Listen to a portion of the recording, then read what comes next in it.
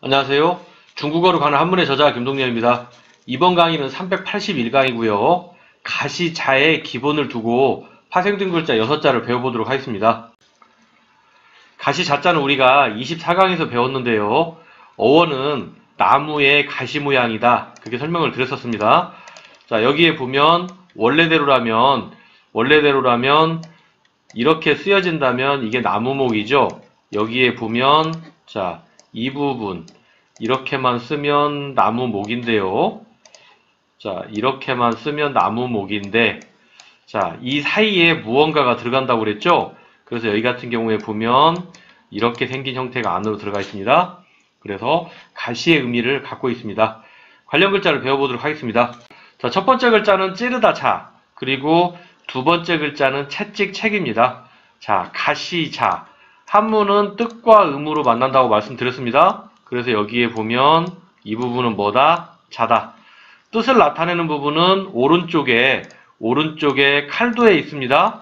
칼로 무엇을 했다? 찔렀다. 칼로 찔렀다. 그래서 찌른다. 그래서 우리가 생활 속에 들어볼 수 있는 단어는 풍자. 풍자한다는 거는 뭔가 비판을 할 때 뭔가 풍자를 한다 그러죠. 그러면 그 풍자극을 보면 뭔가 찔리는 듯한 느낌이 있죠. 잘못을 한 대통령이라든가 정치인이라든가.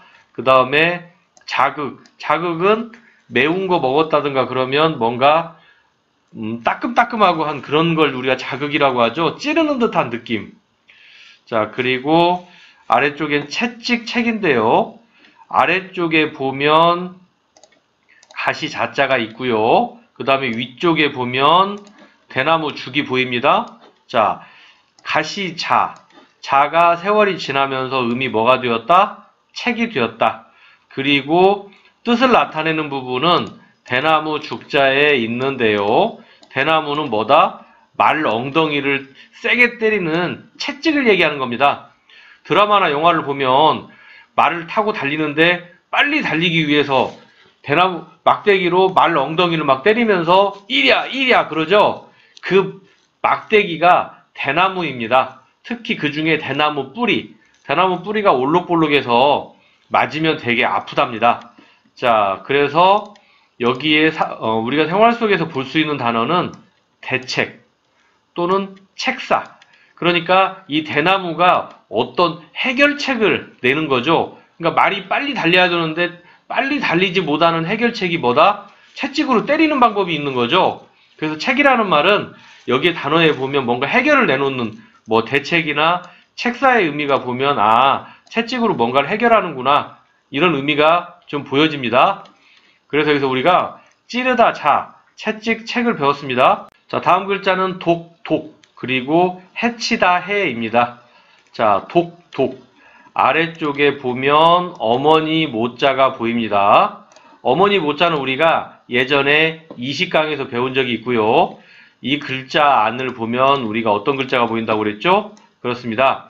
이렇게 잘 보면 여자가 이 안에 보입니다.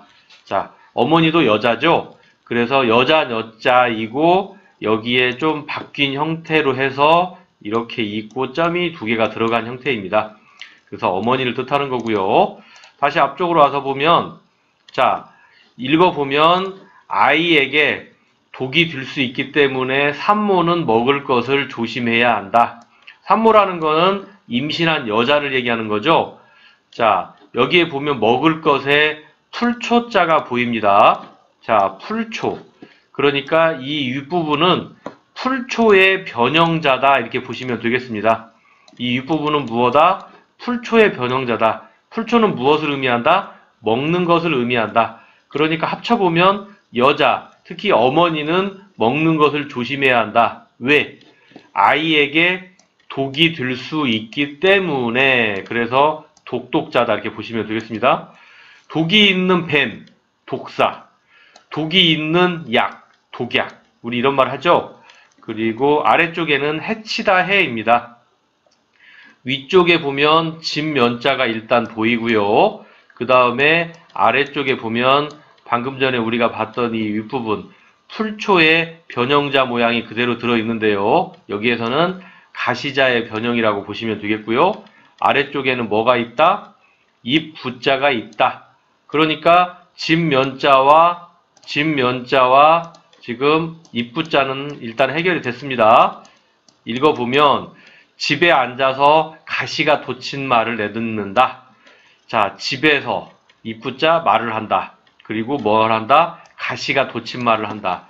그래서 이게 사람을 해치는 거, 사람에게 좋은 건 아니죠. 그래서 우리가 해치다 해라고 보시면 되고요. 우리가 생활 속에서 볼 수 있는 단어는 뭐 피해를 입었다, 피해자다, 또는 방해를 입었다, 방해자다, 이런 단어가 있겠죠. 그래서 여기서 독독, 해치다 해를 배웠습니다. 자, 다음 글자는 베어내다 할. 자, 방금 전에 우리가 해치다 해를 배웠었죠. 이 해자가 세월이 지나면서 음이 무엇으로 바뀌었다? 할이 되었다. 뜻을 나타내는 부분은 오른쪽에 칼 도자가 보입니다. 칼 도자에서 뭐 한다? 베어낸다. 그래서 딱 잘라서 우리가 뭐 한다? 할부. 자, 한 가지 어떤 긴 물체가 있는데 이거를 4개로 쪼갰다. 4개로 베어냈다. 자, 4개월, 1년 할부. 4번 나눠서 할부로 하겠다. 또는 분할.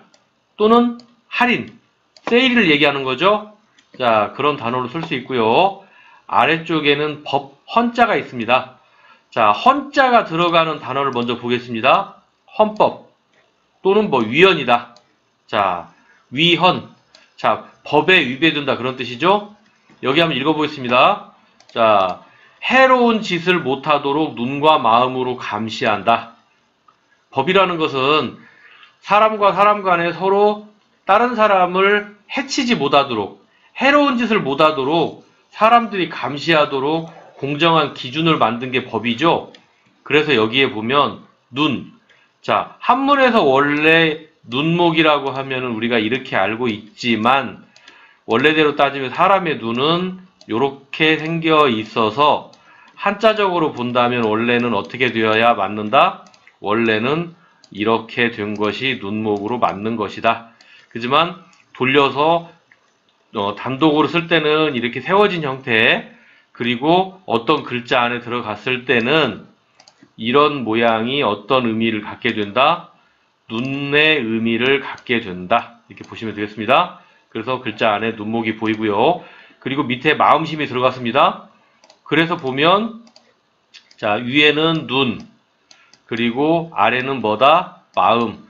눈과 마음으로 다른 사람을 해치지 못하게 한다. 해치다 해자가 보입니다.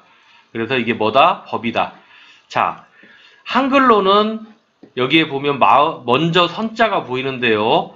선과 헌이 발음이 다른데 중국식 발음으로는 CN으로 발음이 같습니다. 그래서 이 헌자에 음을 차용을 해서 중국식으로 간체를 만들면 중국 사람들이 먼저 선자를 이렇게 가져왔습니다.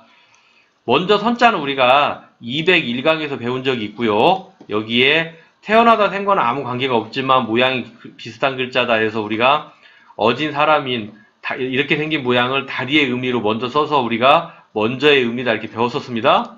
다시 앞쪽으로 와서 보면 자, 그렇다면 이 안쪽에 있는 모양을 먼저 선으로 바꾸고 나머지 집면자는 그대로 놔두었죠.